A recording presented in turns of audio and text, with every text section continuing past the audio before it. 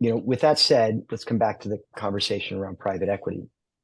Private equity is at an interesting point right now because, pre-pandemic and then kind of through the pandemic and post-pandemic, there was so many allocators, I'm guilty as well, that were holding off from allocating to public market equities, feeling like things were, fairly valued and thinking that, I'd rather hide out in private equity, allocate to some smart managers that will hopefully be able to buy things at cheaper prices and put deals together over the next few years. So as a result, over the last, call it 5 years, there's been a ton of money raised in private equity. Today, the private equity industry is sitting on more dry powder, more cash than it ever has in history.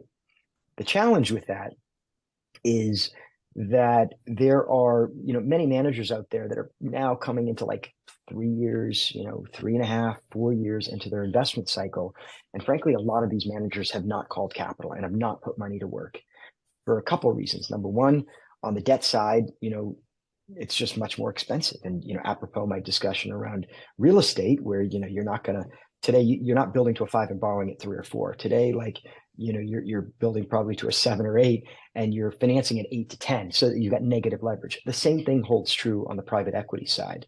There's a lot of managers out there that are scared to call capital and to do deals. This is in my portfolio. Managers have not called capital because they're afraid to underwrite what the future looks like. Do we have a recession, hard landing, soft landing? What does that look like? What does the consumer look like? So that's the first problem. Second, the debt is extremely expensive.